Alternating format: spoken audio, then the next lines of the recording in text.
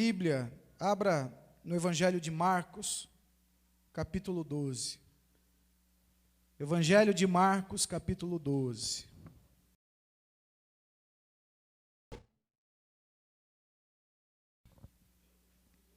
Que o Espírito de Deus possa estar falando ao teu coração e que você, ao receber a palavra do Espírito Santo, possa glorificar a Deus, adorar a Deus, porque Ele está aqui para ser adorado e glorificado. Evangelho de Marcos, capítulo 12. Eu vou ler a partir do verso 13. Amém?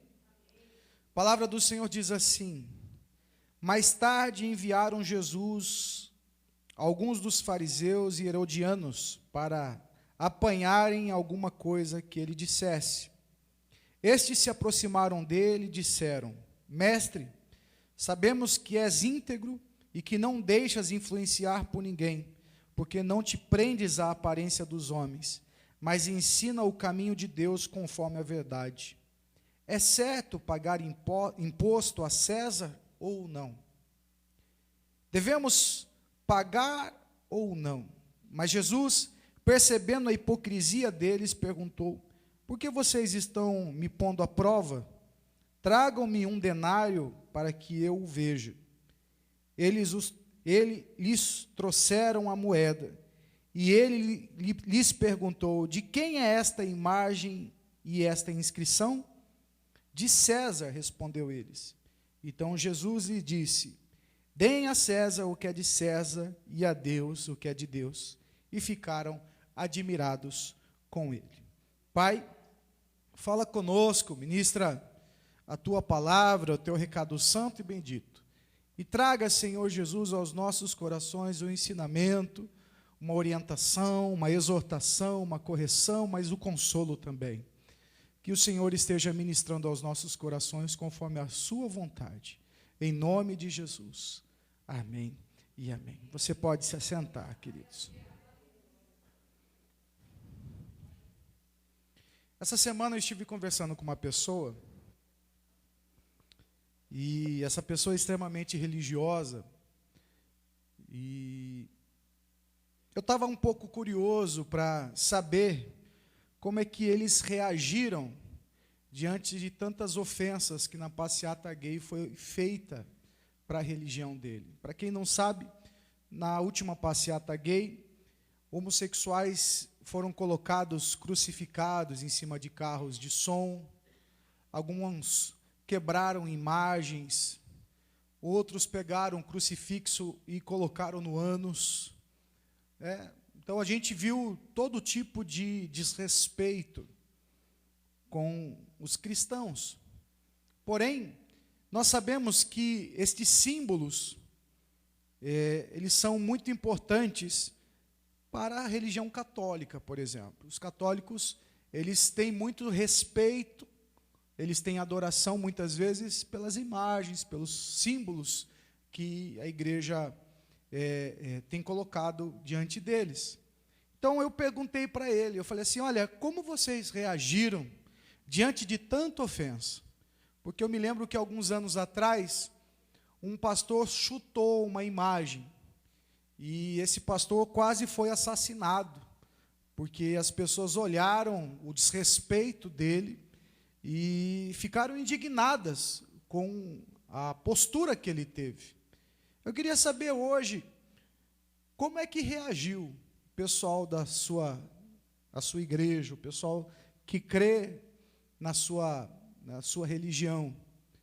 E aí me surpreendeu, porque em vez de eu encontrar raiva, ira, como eu vi acontecer com o que aconteceu com o pastor, eu vi que havia, de certa forma, no coração deles, uma relevância. Falei assim: olha, sempre tem um ou outro no meio da multidão que estraga a festa. Aí eu falei assim: poxa, mas vocês não se incomodaram com isso? Eu falei assim: não, sempre existe alguém no meio de gente que está fazendo algo bonito, tem sempre alguém querendo estragar a festa. E aí eu percebi que ele estava simpatizando com aquela coisa toda, com aquela festa. E aí eu falei, eu não vou ficar quieto nesse negócio, não. Não vou conseguir ficar quieto. Eu falei assim, você não se incomoda quando você sai com os teus filhos e de repente a gente vê pessoas do mesmo sexo se agarrando, se pegando, se beijando, se esfregando? Você acha normal isso? Não pelo ponto de vista do homem com homem, mas da imoralidade, da perversidade. Você consegue ficar no mesmo ambiente que esse, mesmo que fosse um casal de héteros sexuais, de um homem e de uma mulher, você consegue ficar com seus filhos num lugar onde um homem e uma mulher começam a se pegar e pegar e pegar e pegar? Ele falou, não. E eu comecei a perceber que muitas pessoas falam sem pensar. Muitas pessoas estão reproduzindo sem parar para pensar.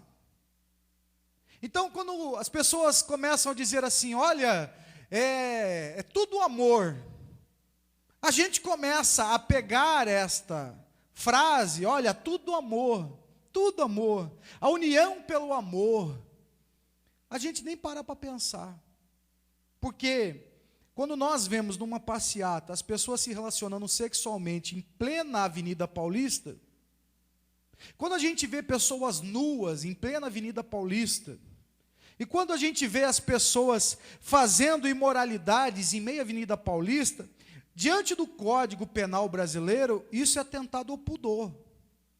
Isso é atentado ao pudor. Sai pelado na rua, você vai ver se não vai ser preso. Eles dizem que isso é amor. Eles dizem que isso é a expressão do amor. Não, isso é expressão de imoralidade. É diferente.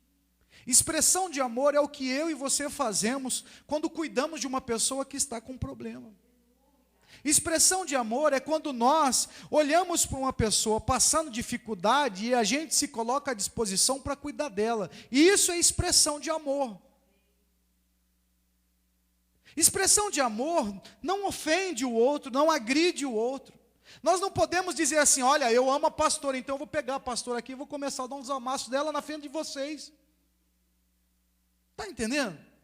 E aí eu falei isso para ele, eu falei assim, olha, se alguém for lá na tua igreja, e está lá o padre, e a pessoa chegar lá e começar a se beijar, a se pegar dentro do templo, dentro da igreja, o que você ia pensar? Ele falou assim, que é isso, pastor? A gente ia dar um jeito de correr com eles. Eu falei, pois é, aí você é homofóbico.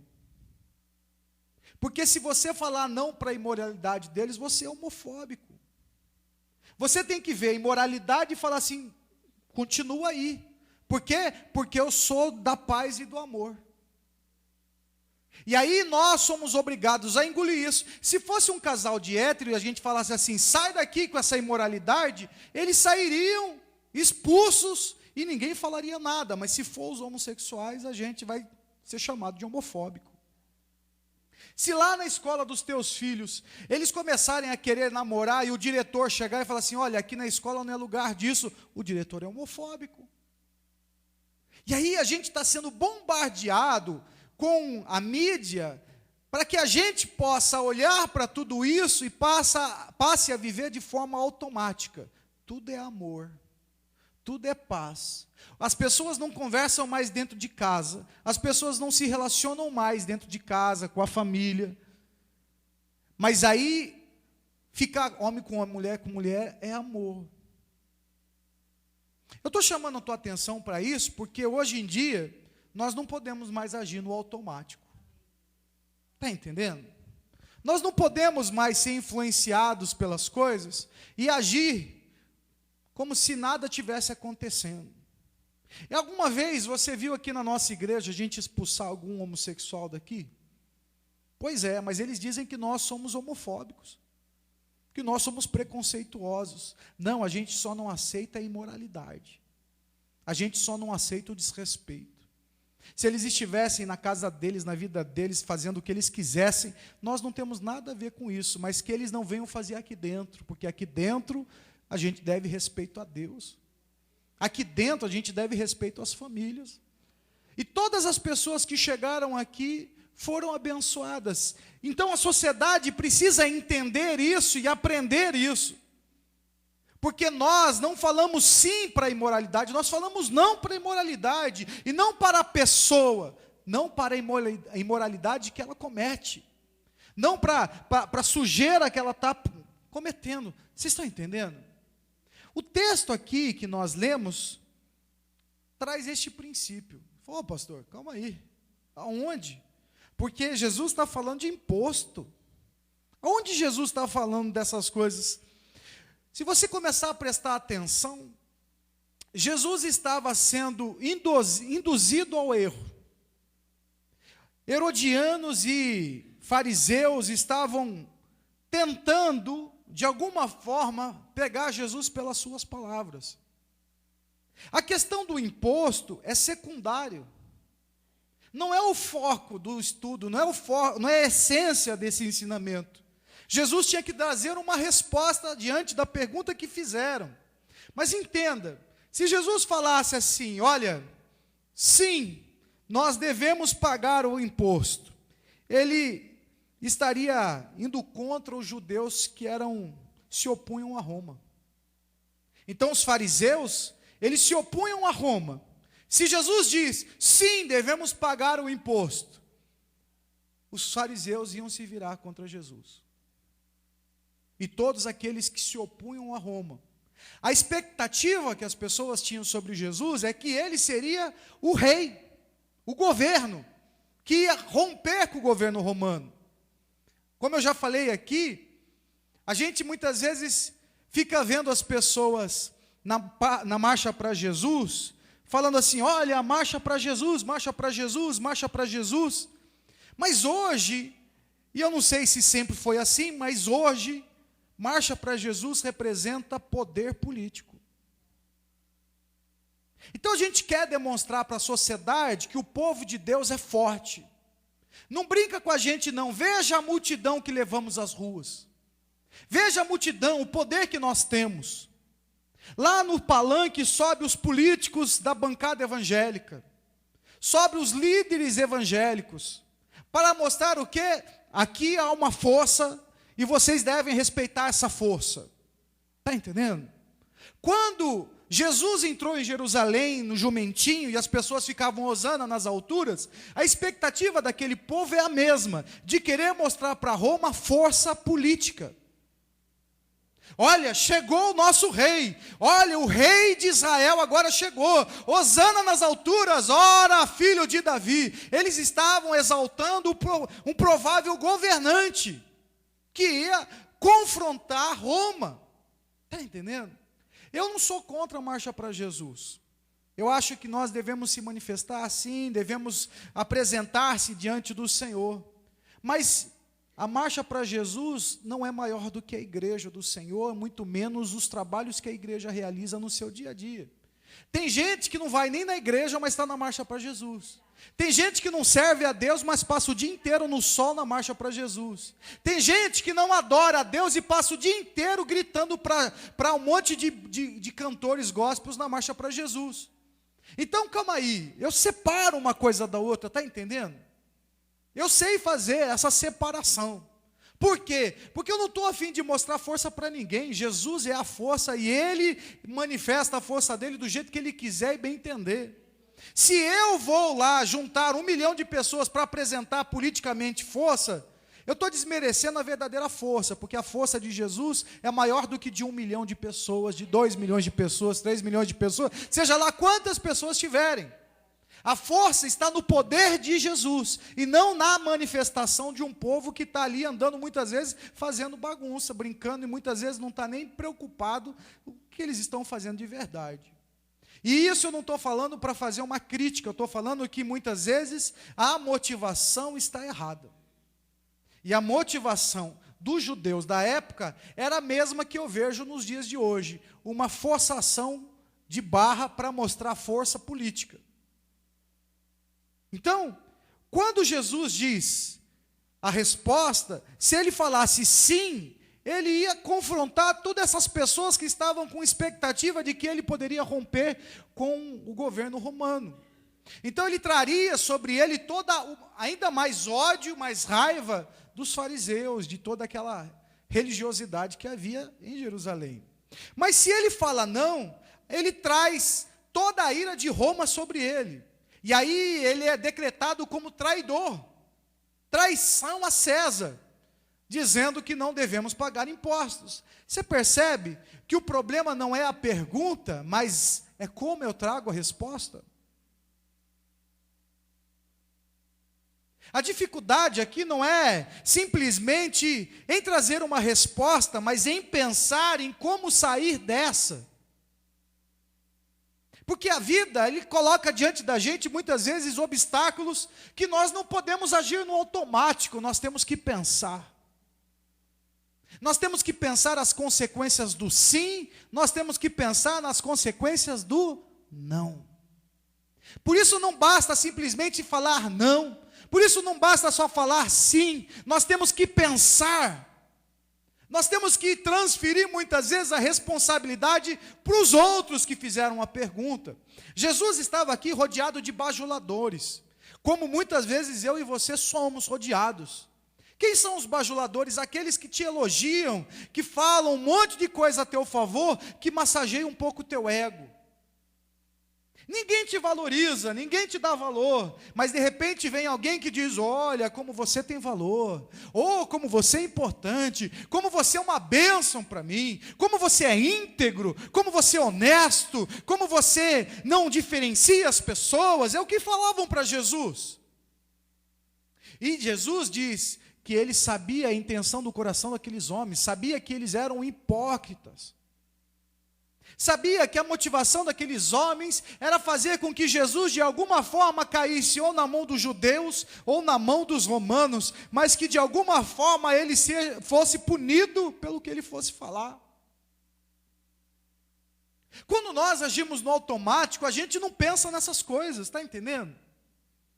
Quando a gente está no automático, a gente sai dando respostas e mais respostas, e por isso tanta gente está com uma vida miserável. Porque o filho vem muitas vezes e enreda o pai e a mãe, dizendo: ô mãe, como você é abençoada, mãe. Ô mãe, como você é boa, a senhora é a melhor mãe do mundo. E aí te coloca diante de uma situação e você, movida pela bajulação, faz o que o teu filho queria que você fizesse. Muitas vezes esposas caem na bajulação do marido: oh, você é a melhor esposa do mundo, como você cuida bem de mim, como eu sou feliz ao teu lado, e depois coloca essa mulher em situações completamente contrárias a ela.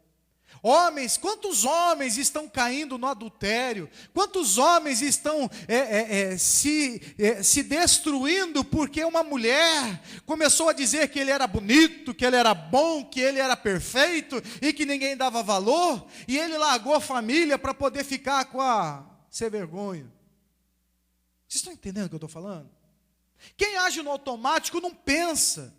Quem age no automático não consegue raciocinar. E Jesus aqui demonstra para nós a importância da gente pensar. Da gente aprender a pensar. Sabe aquela frase que as pessoas gostam de dizer assim: eu dou um boi para não entrar numa briga, mas uma boiada para não sair? Gente que não pensa. Porque quando a gente dá uma boiada para não sair, isso quer dizer o quê? Que nós fazemos as coisas de qualquer jeito. Que quando nós explodimos, nós vamos reagir dos nossos impulsos, dos piores impulsos que nós temos. Então, se eu lutei por tanto tempo para não falar palavrão, quando eu dou uma boiada para não sair, eu não penso moralmente no que eu vou falar, eu falo o que vier na minha cabeça. E xingo, e brigo, e bato, e apanho, e puxo os cabelos, e faço o que tiver que fazer. Isso é dar uma boiada para não sair. E às vezes o inimigo está só te enredando para quê? Para que você dê uma boiada para não sair. Para você sair falando o que vem na tua cabeça. Às vezes, as pessoas que estão perto da gente nos tiram do sério. E aí, quando elas tiram a gente do sério, O diabo só está esperando para que a gente vomite tudo que está no nosso coração. E de repente o que nós temos contra aquela pessoa é 1%, mas tem 99% de coisas engasgadas no nosso coração, na garganta aqui. E quando nós rodamos a baiana, enfiamos o pé na jaca, como gostam de dizer, a gente coloca tudo para fora, e aquela pessoa que de repente merecia ouvir 1%, está ouvindo 99% de coisas que ele não precisava ouvir. Por quê? Porque nós não sabemos pensar. Porque nós não paramos para pensar. Às vezes queremos corrigir nossos filhos porque estamos aborrecidos por causa do trabalho. Queremos corrigir nossos filhos porque nós estamos sem dinheiro, porque estamos endividados. E aí nosso filho faz uma coisa errada, em vez de nós corrigirmos nossos filhos, a gente pune nossos filhos. Por quê? Porque eles estão absorvendo toda a raiva que nós temos acumuladas de dentro do nosso coração, por causa das frustrações que nós temos.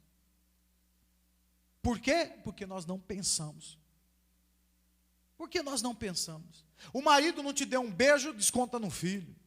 A esposa te desprezou, você desconta no filho. Tudo vai no filho. A gente atrai para o filho todas as nossas desgraças. Por quê? Porque a gente não pensa. A gente valoriza o que não se tem valor. E aí a gente começa a canalizar as coisas, e elas não deveriam ser canalizadas se nós estivéssemos pensando.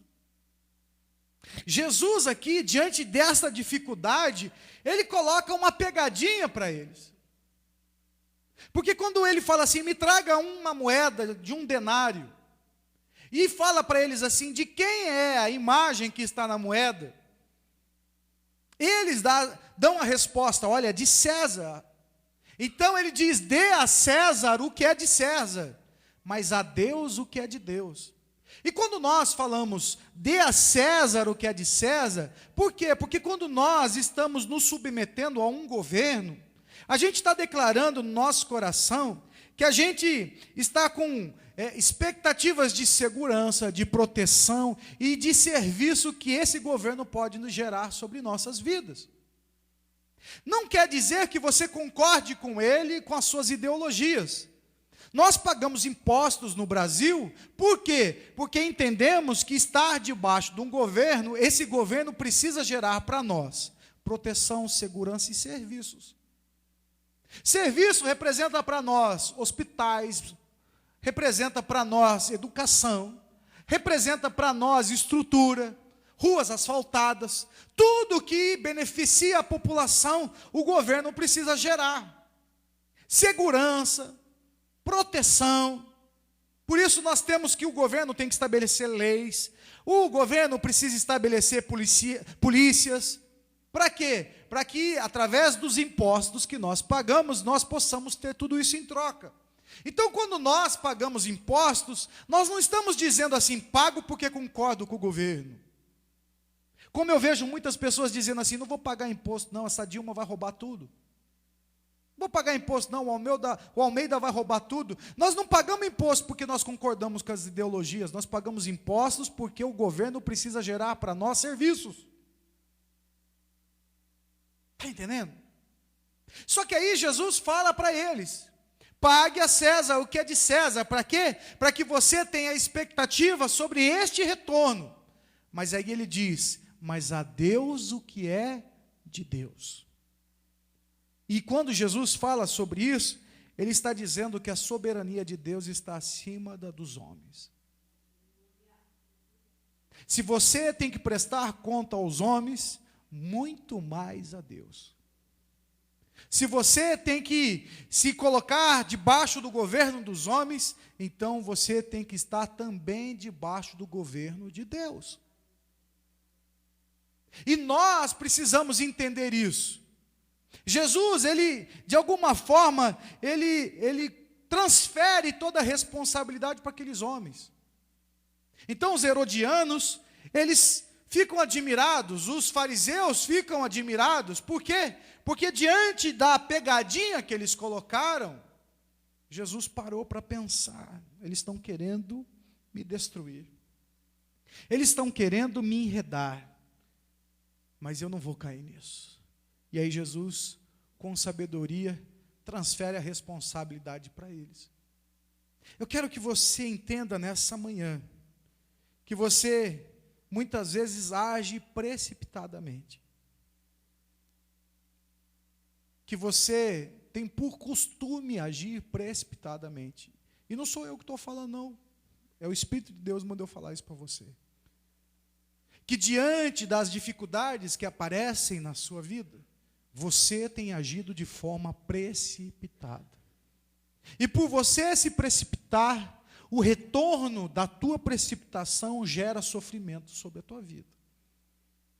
Você gera sofrimento na tua relação conjugal, você traz sofrimento na tua relação com os teus filhos, você traz sofrimento no teu trabalho, você traz sofrimento em várias áreas da sua vida. Por isso, nessa manhã, o Espírito de Deus mandou trazer essa mensagem para você. Aprenda a pensar. Aprenda a exercitar o seu pensamento. Mas o seu pensamento só por si só?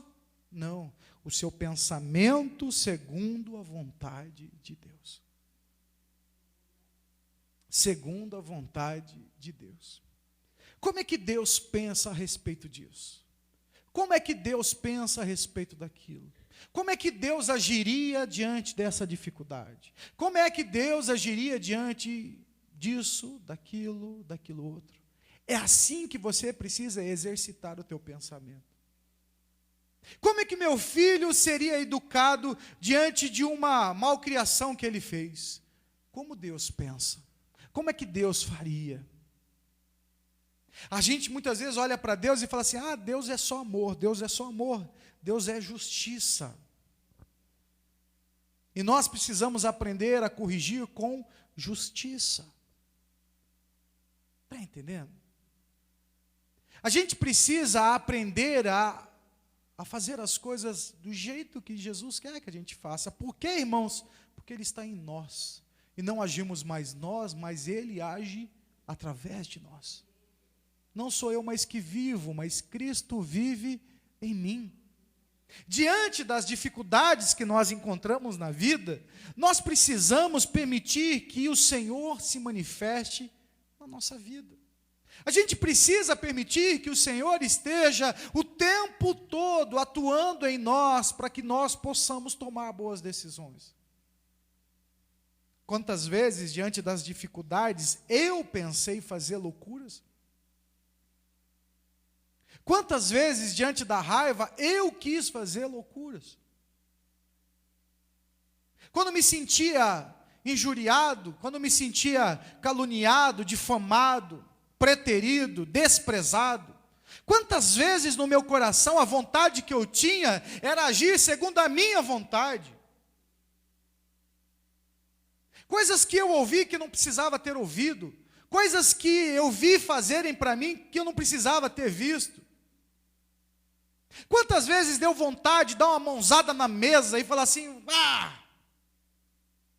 seu ser vergonha que eu conheço da sua vida, você quer vir falar, quer dar moral, você quer me ensinar, seu ser vergonha, mas aí você pensava assim, eu vou falar para todo mundo como é ser vergonha esse aí, vou mostrar como é ser vergonha sair diante de todo mundo, mas aí Deus entrava no meu coração e me ensinava a fazer do jeito dele, não do meu jeito. Eu falei assim, eu vou falar umas verdades para esse povo, para esses pais que não educam seus filhos. Eu vou falar uma verdade para esse marido banana. Eu vou falar uma verdade para essa mulher goteira. Mas o Espírito de Deus falava assim, do meu jeito. Está entendendo? Muitas vezes a ira passa a tomar conta do nosso coração, gente. Só que quando nós estamos irados, nós pensamos bastante como nós vamos tomar decisões. Você pode estar irado no teu trabalho, mas você pensa no teu salário e principalmente nas suas contas.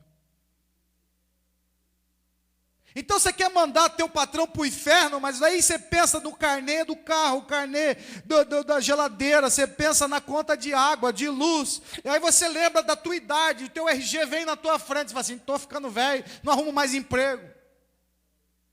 Não é assim que acontece? E aí quando você começa a se deparar com tudo isso, você fala assim, pois não, Senhor. O Senhor quer que eu faça isso? Sim, Senhor, sim, Senhor. Não é assim que acontece? Por quê? Porque a gente fica pensando no retorno que nós vamos ter daquela atitude. Mas Jesus está falando que a gente deve pensar quando as pessoas nos bajulam. E não quando nós somos atacados. A gente tem que parar para pensar quando alguém chega e diz, oh, como você é o cara, hein? Oh, como você é linda. Como você é lindo. Vem aqui, tchutchuca. Está entendendo? É nessas horas que nós temos que parar para pensar. É nessas horas, quando tudo parece ser bom, que tudo parece que as coisas são para o teu benefício, para o teu prazer. É nessas horas que Deus está falando que você deve pensar. Sabe por quê? Porque você tem caído, o Espírito Santo de Deus tem mandado eu falar para você. Você está caindo. As pessoas que são declaradamente seus inimigos, você está sempre amado. Mas para quem te bajula, você está sempre de escudo baixo e espada na bainha. Para quem te elogia, você sempre está desarmado. Você nem veste a armadura. Você só quer elogios, você só quer bajuladores. E quando você se depara diante de elogios, tudo é o céu para você. Deus hoje manda você tomar cuidado. Cuidado com os bajuladores. Cuidado quem te elogia demais. Não estou falando para isso para você ficar desconfiado de todo mundo, irmão. Estou falando para você pensar. Senão, você chega em casa, o marido fala assim, nossa, bem, teu cabelo está tão bonito.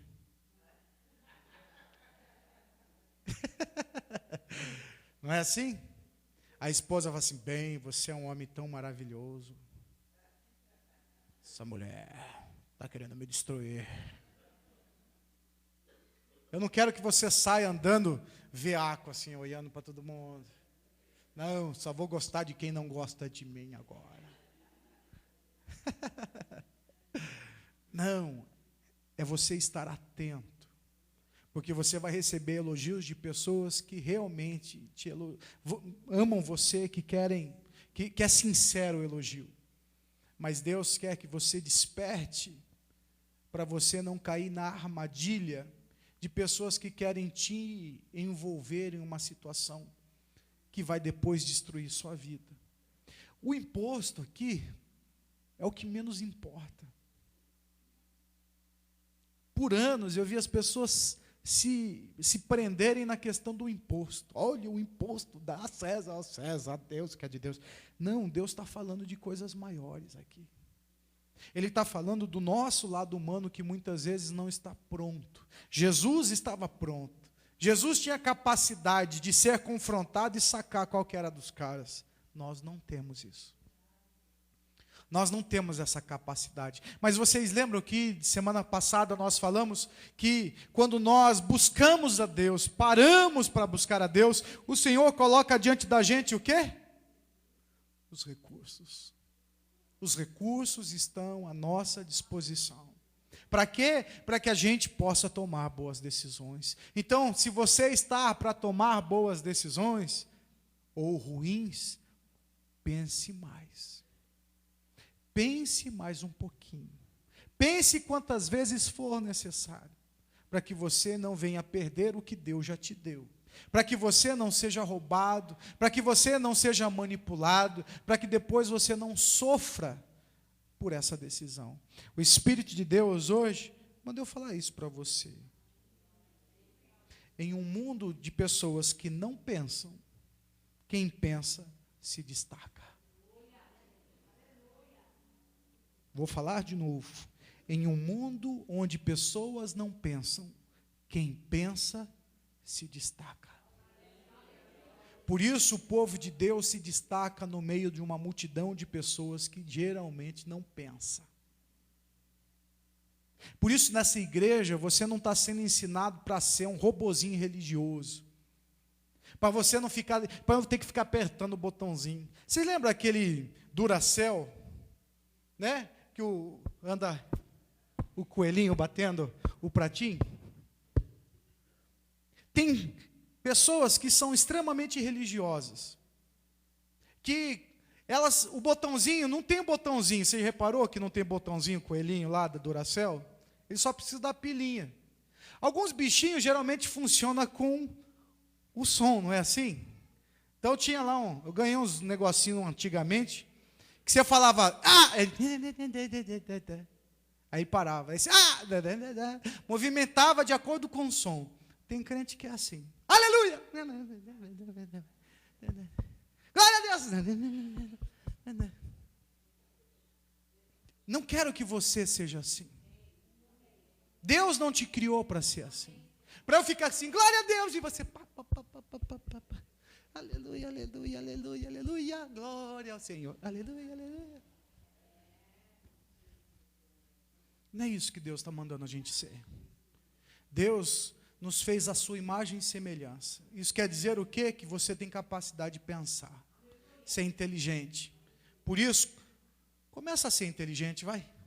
Começa a trabalhar para ser mais inteligente diante das dificuldades. Sabe, dá um bicudo na cama. Sabe, qual é a tua primeira reação? Você para pensar?